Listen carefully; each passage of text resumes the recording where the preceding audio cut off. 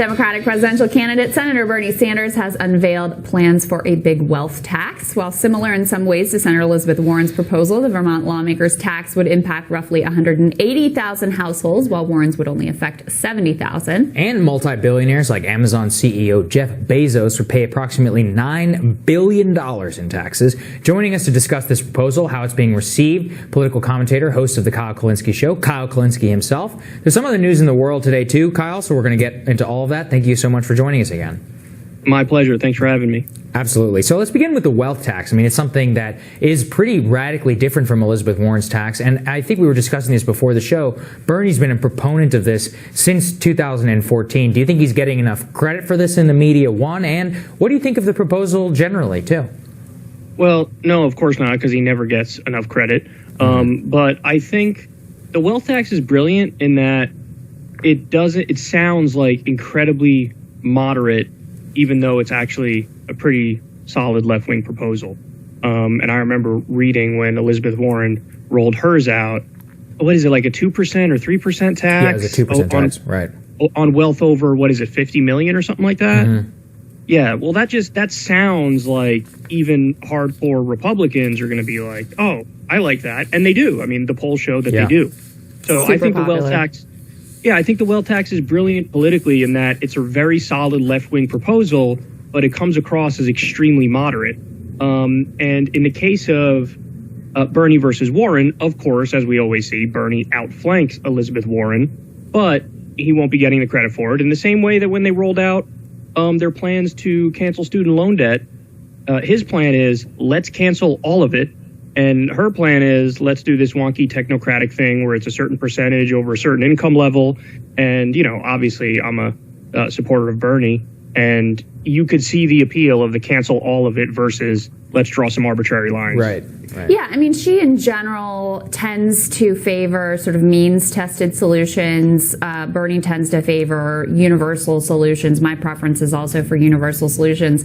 But you do have to love the way the media covers this, right? The fact that Warren sort of piggybacks on Medicare for All or Green New Deal or these other proposals is seen as an asset, right? The fact that Sanders is doing a wealth tax, even though he was the original sort of thought leader behind the wealth tax, that he comes out with it in his presidential campaign after Warren, is used as a way for the media to say basically like, oh, he's struggling in the polls, so he's just copying Warren, and to dismiss him. Yeah, and that reflects the ideology of mainstream media, that they themselves are, you know, more in alignment with a wonky, technocratic, means-tested approach to politics, and they're not in favor of a swashbuckling, populist, solidly left social democratic vision. So now they would swear up and down that they're not biased in that way, but, you know, all the coverage shows that indeed they are biased in that way.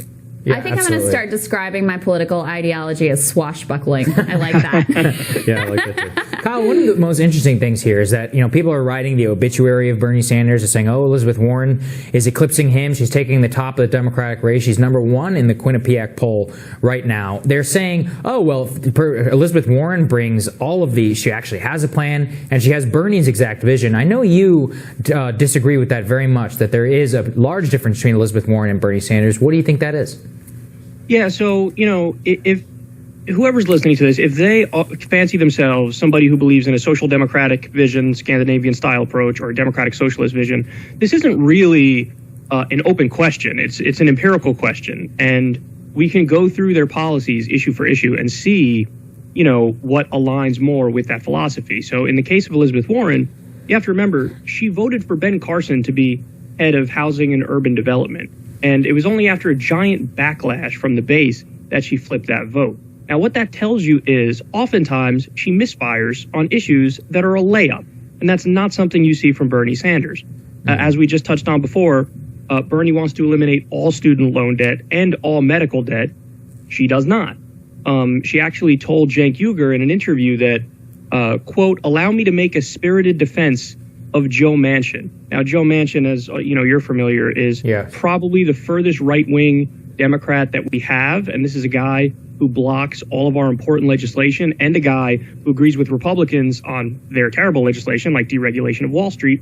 And when she says that, that's a clear sign that she's not going to do what Bernie told me to my face that he would do, which is I'll absolutely take on my own party. I'll absolutely support primary challengers against them if they're blocking the agenda of the American people. And so it's a totally different mindset. Her mindset is I'm a team player. I'll work, I'll color within the lines. I'll work within the system, and I will take my wins where I could get them. And if that happens to be just tweaks around the edges, which is what it will be, because there will be massive pushback against these ideas, well, then that's fine with her. And that's not fine with me. She also voted for Donald Trump's giant bloated military budget, which gave him more money than he even asked for. That's something that's inexcusable in my eyes, because foreign policy is just as important as domestic policy. And then she even said she'd take big money in the general election, and she used a very sleazy accounting trick to take money from her 2018 Senate race and put it right back into her primary race right now. So she raised big money and she shuffled that money into her campaign now, and then she turns around in this campaign and says, me? No, I'm not taking big money. I decided I'm not going to take big money. So it's a lot of, sleazy stuff like that. And then furthermore, she's a professorial technocrat in a populist age. So that doesn't resonate stylistically even with, the feelings of the time.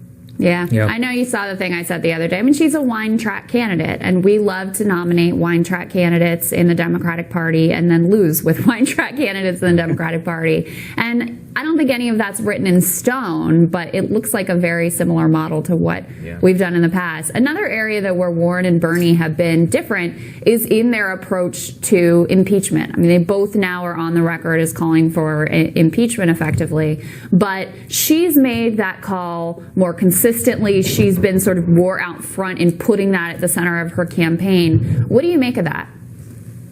Yeah, I mean, in my opinion, every candidate and every politician who's calling for impeachment, they should be forced to walk through exactly what they think will happen. Because I'll tell you exactly what will happen, okay?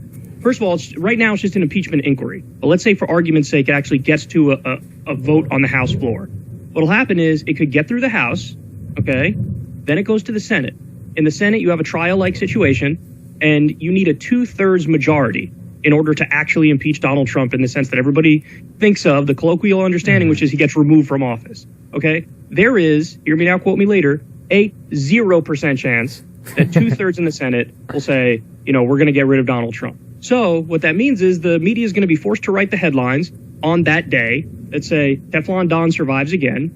And then, the best evidence we have for what will happen at that point is going back to what happened with Bill Clinton, because this happened under him, and his approval rating went up.